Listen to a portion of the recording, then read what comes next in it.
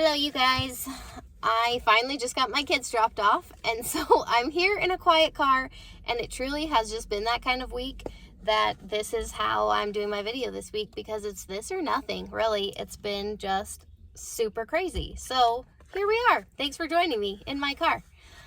I wanted to talk today because my kid forgot his lunch.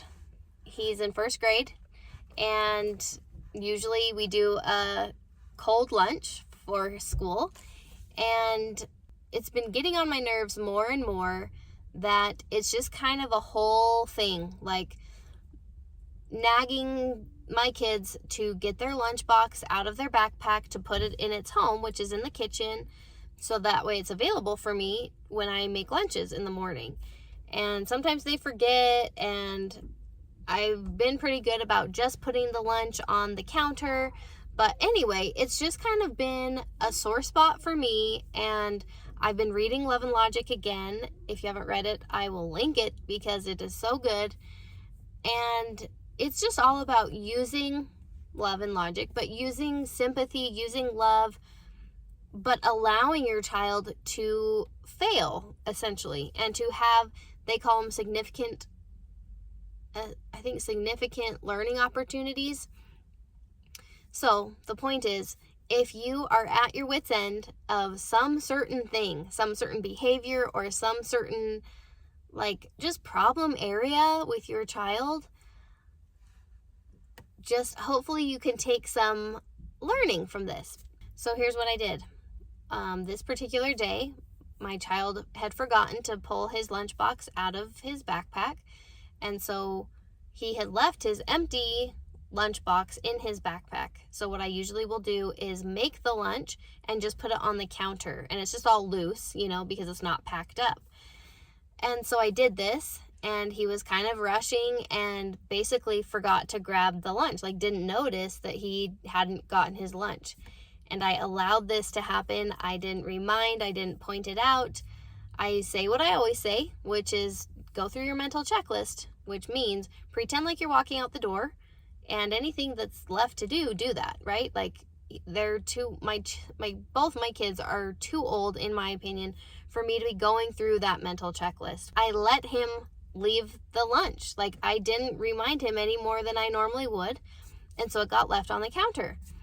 So I take the kids to school, came home, went inside, didn't realize my phone was still in my car, and I actually missed a call from the school, and it was empty voicemail, but I knew from my son.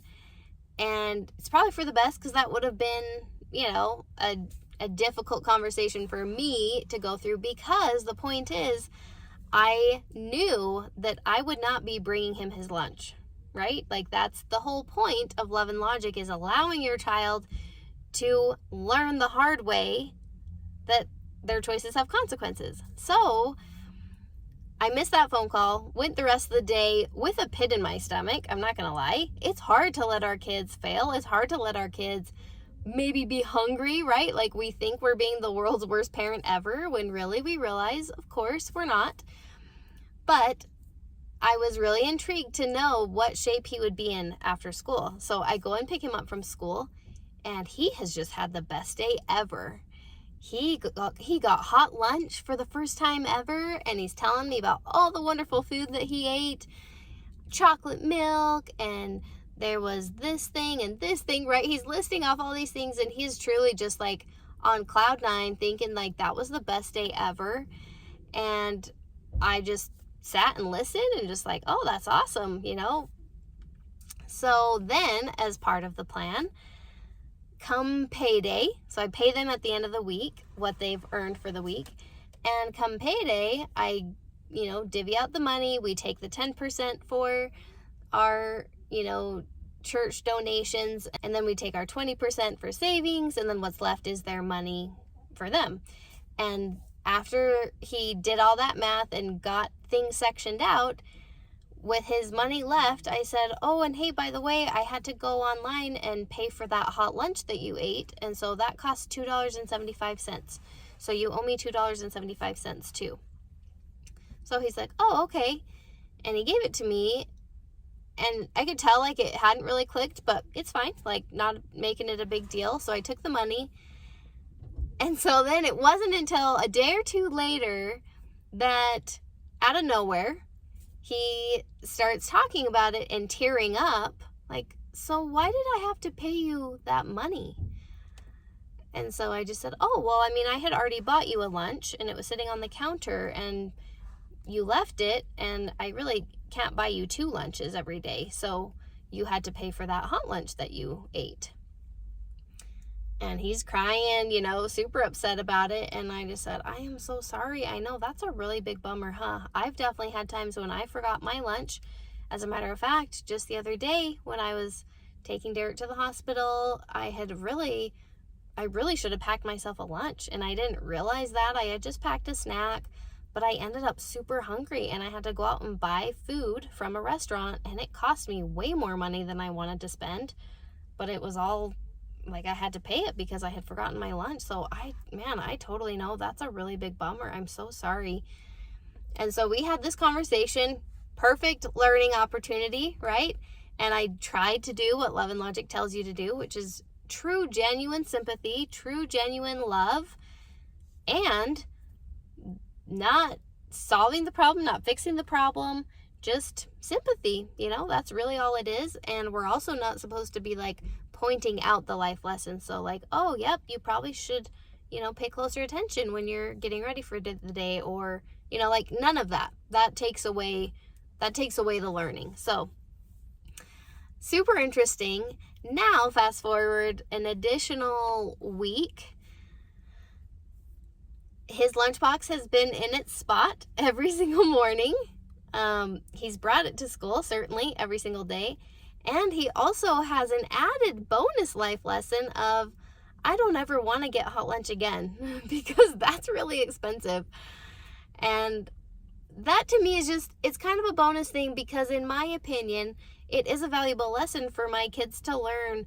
When you bring food from home, it's always going to be cheaper than what you're going to buy eating out, right? Like when I worked back before I was a stay-at-home mom, I would bring leftovers every single day. I would bring a cold lunch because if I was eating out every day, holy cow, that's expensive, right? So that's just kind of a bonus life lesson that he's learning right now at age 7, that like, oh wow, it's a lot cheaper and more affordable to bring my lunch from home. Because right now, of course, it's free to him, right? Like I don't charge him to make him a cold lunch. So anyway, I just wanted to share that with you guys because I think it's really encouraging, number one, to see Love and Logic in action. Those things can be tricky to implement sometimes, and I'm hoping to give you the boost and the motivation, like you can do it. It feels super hard because it is super hard. It definitely goes against the grain because every other parent is allowing their child to be entitled, right? Is allowing their child to kind of be babied, and the parents are swooping in and rescuing over and over. So it feels really hard, and it feels like you're blazing this brand new trail, but it really will pay off. And I firmly am committed to kind of the whole Love and Logic philosophy. And I just think it benefits our kids in so many ways. And I'm really excited to see it continue to follow my child throughout his even school career or career beyond that, of just really important life lessons. Of course, he's going to have hot lunch at some point. Of course, he's going to eat out. But it's this awareness that comes that he knows now that money, right? He's aware of that money. And extra bonus, my daughter, who's older than him, has really benefited from his learning.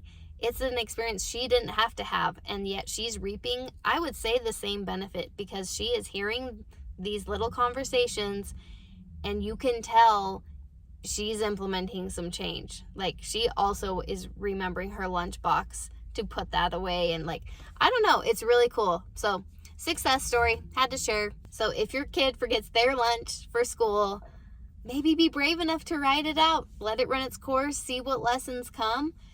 Be there for them, be sympathetic, support them, kind of have them know, like help them know that you're totally here for them and you're so sorry that this is happening. And like, yeah, bummer. Like, I've totally had that happen too. And it's hard to be hungry, huh? It's hard to be stressed or whatever. You guys are awesome, and I'll see you soon.